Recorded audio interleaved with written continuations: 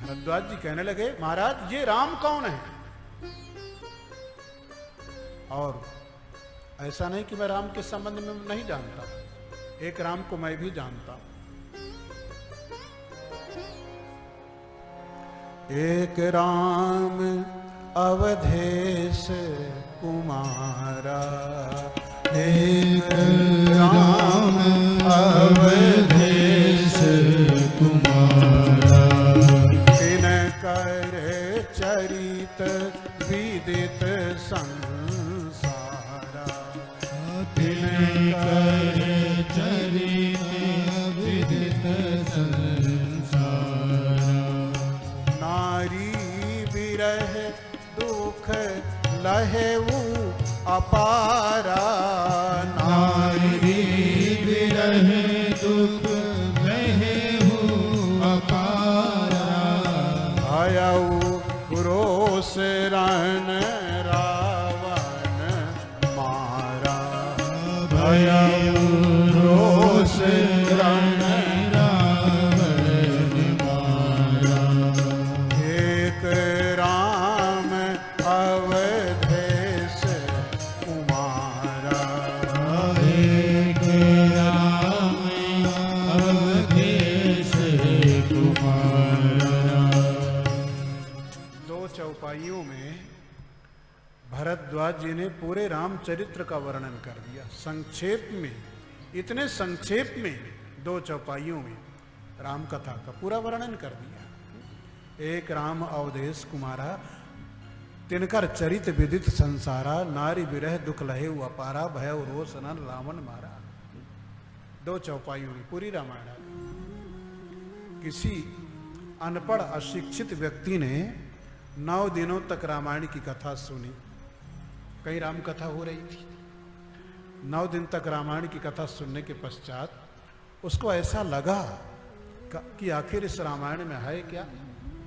उस ग्रामीण व्यक्ति ने अपनी भाषा में अपनी रामायण की रचना कर लिया। उसने ग्रामीण भाषा में एक राम एक रावन्ना, एक क्षत्रिय एक बामन्ना, उनने उनकी नारी चुराई, उनकी उनसे भई लड़ाई और उनने उनको मारना। इतनी छोटी सी बात पर तुलसी लिख गए, इतना बड़ा पोथन्ना। अब बताइए इस ग्रामीण व्यक्ति की रामायण में और भरद्वाज जी की रामायण में क्या अंतर है। पढ़ा लिखा व्यक्ति जरा अच्छी भाषा बोल लेता है, अनपढ़ अशिक्षित व्यक्ति अच्छी भाषा नहीं बोल पाता है, लेकिन रामायण दोनों की एक है। एक राम अवधेश कुमारा, तिनकर चरित विदित संसारा, और नारी विरह दुख लहे अपारा, भयो रोष रन रावण मारा। एक राम महाराज दशरथ के लड़के थे, उनको वन जाना पड़ा, उनकी पत्नी को रावण ने चुराया, पत्नी की विरह में उनको बड़ा दुख हुआ, उन्होंने रावण को मारा, अपनी सीता को वापस लिया। बस रामायण में इतना ही तो है। यही बात उस ग्रामीण व्यक्ति ने अपनी रामायण में लिखा।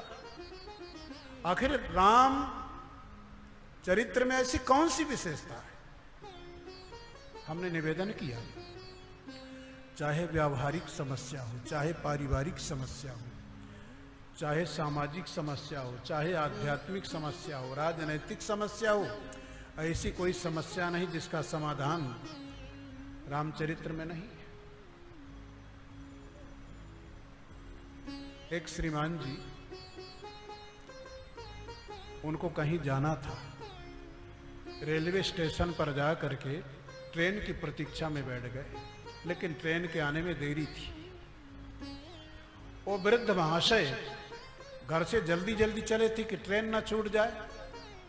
रामायण का पाठ नित्य प्रति किया करते थे, वो जरा बाकी रह गया था, शेष रह गया था। तो रेलवे स्टेशन पर जब पहुंचे उनको मालूम पड़ा ट्रेन के आने में आधे घंटे का विलंब है। तो रामायण खोली और रामायण खोल करके वो पाठ करने लगे। एक नव दंपति आधुनिक पढ़े लिखे वहां पर आकर उनके बगल में बैठ गए और वो नवयुवक उनको सुना सुना करके ताने मारने लगा। इन लोगों को क्या हो गया है, रामायण को पकड़ा तो बस पकड़ करके ही रख रखा है, रामायण को पकड़ा तो रामायण को छोड़ा ही नहीं। इतने अच्छे अच्छे नए नए ग्रंथ आ गए हैं, उन ग्रंथों को न पढ़ करके रात दिन रामायण को पढ़े जा रहे हैं, रामायण को पढ़े जा रहे हैं। आखिर इस रामायण में क्या है? उनके कान के पास ही नवयुवक जोर जोर से बोलने लगा। वो जो वृद्ध महाशय पाठ कर रहे थे, उन्होंने सिर उठा करके उसकी तरफ देखा, कहने लगे, देखो भाई, मैं इतना पढ़ा लिखा नहीं हूं, इसलिए मैं नहीं बता सकता कि इसमें क्या है क्या नहीं है, लेकिन मैं ये कह सकता हूं कि रामायण में सब कुछ है। रामायण में सब कुछ है। बातचीत करते करते ट्रेन आ गई और ट्रेन की ओर बढ़े। वो वृद्ध महाशय ट्रेन पर चढ़ गए, उनको सीट मिल गई, सीट पर बैठ गए और रामायण खोल करके वहां भी पाठ करने लगे। ये नवयुवक जोर से चिल्लाने लगा, ट्रेन को रोको रोको, और इसने जंजीर खींच दिया।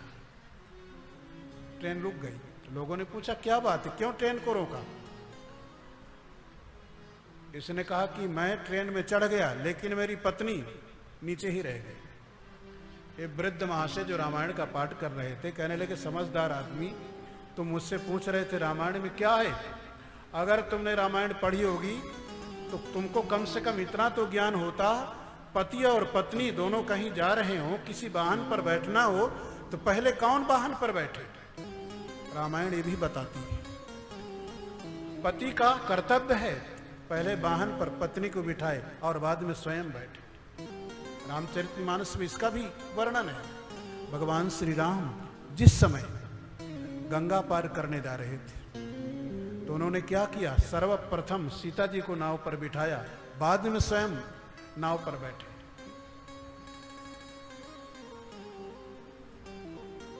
राम सखा तब नाव मंगाई और प्रिया चढ़ाई चढ़े रघुराई। राम सखा तब नाव मंगाई, राम सखा निषाद ने नौका मंगाया और प्रिया चढ़ाई चढ़े रघुराई। भगवान ने सीता जी को पहले नाव पर बिठाया और फिर स्वयं बैठे। मतलब ऐसी कोई समस्या नहीं जिसका समाधान रामायण में ना। रामायण में जितने पात्र हैं उन पात्रों से हम अपने को मिला करके देखें हमारा चरित्र किससे मिल रहा है, और कोई पात्र बन करके आप रामायण का आनंद ले सकते हैं। इतिहास भूतकाल का वर्णन करता है। आप भूतकाल के चित्र देख सकते हैं। किसी चित्र को देख करके आप समझ सकते हैं ये त्रेता का चित्र है, ये सतयुग का चित्र है, ये द्वापर का चित्र है। लेकिन रामचरितमानस ये चित्र तो है ही, चित्र के साथ साथ दर्पण भी है। दर्पण वर्तमान को प्रतिबिंबित करता है। आप दर्पण के सामने जाकर के खड़े हो जाइए, वो आपको दिखाएगा।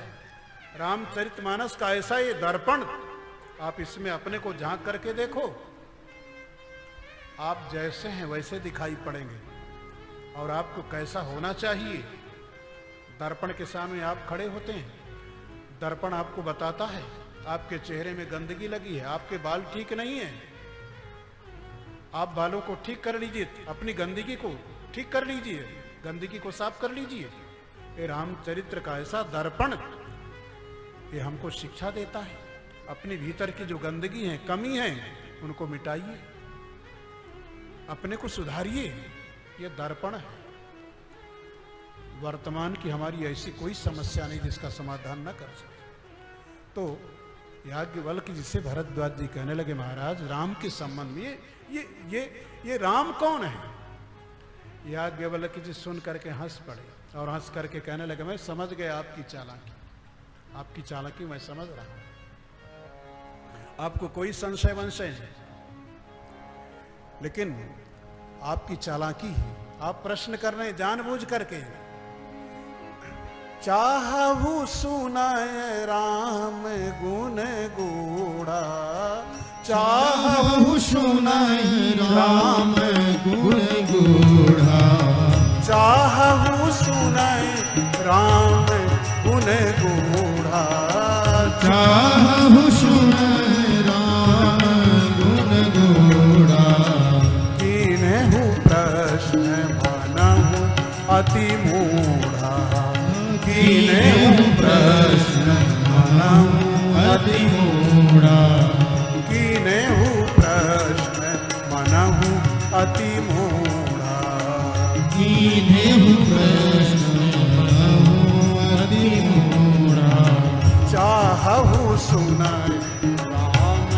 गुण गूढ़ा। चाहु सुनहि राम गुण गूढ़ा। याज्ञवल्क्य जी कहने लगे भरद्वाज जी, इसका मतलब है आप मेरे द्वारा राम कथा सुनना चाहते हैं और ऐसे प्रश्न कर रहे हैं आप जैसे बहुत नासमझ व्यक्ति कोई प्रश्न करता है। इसका मतलब किसी महापुरुष के पास हम जाएं तो वहाँ अपना ज्ञान सब भूल करके जाएं, उसके सामने नासमझ बन जाएं, अज्ञानी बन जाएं। मतलब हमें सरलता हो, श्रद्धा हो, तब वो महापुरुष कथा के जो रत्न हैं आपके सामने परोसेंगे और उन कथा के रत्नों का आनंद आपको प्राप्त हो। याज्ञवल्क्य जी कहने लगे भरद्वाज जी, यही प्रश्न भगवती सती ने भगवान शंकर से किया था। त्रेता युग की घटना है। एक दिन कैलाश शिखर पर भूत भवन भोलेनाथ भगवान शंकर अपने नित्य कर्म में बहुत जल्दबाजी करने लगे।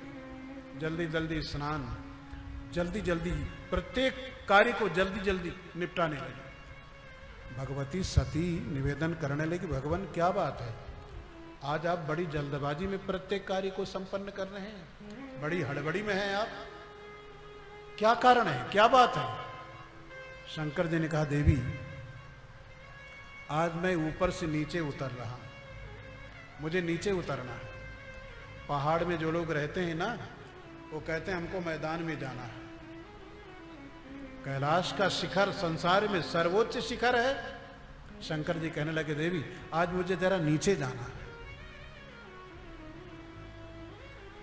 सती जी कहने लगी, महाराज नियम तो ये है कि नीचे से ऊपर जाना चाहिए, नीचे से ऊपर जाना चाहिए, हमारी उन्नति हो, हम ऊपर की ओर बढ़ें, न कि ऊपर से नीचे की ओर जाएं। शंकर जी कहने लगे, देखो देवी, ऊपर से नीचे उतरना अलग है और गिरना अलग है। कोई ऊपर हो और गिर पड़े नीचे की तरफ तो उसको कहा जाएगा ये तो गिर पड़ा, इसका पतन हो गया। गिरना अलग बात है, पतन होना अलग बात है, उतरना अलग बात है। गिरना मजबूरी में होता है और उतरना स्वेच्छा से होता है।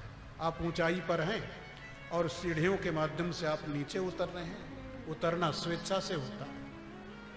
और चलते चलते गिर पड़े तो गिरना स्वेच्छा से नहीं होता, गिरना तो मजबूरी में होता है। शंकर जी ने कहा, देवी मैं नीचे उतर रहा हूं स्वेच्छा पूर्वक। क्यों आप नीचे क्यों जा रहे हैं? शंकर जी ने कहा, राम कथा सुनने के लिए, राम कथा का श्रवण करने के लिए मैं नीचे जा रहा हूं। इसका मतलब कितनी ऊंचाई पर कोई व्यक्ति क्यों ना हो, अगर भगवान की कथा का श्रवण करना है तो नम्रता के धरातल पर आना पड़ेगा, सरलता के धरातल पर आना पड़ेगा।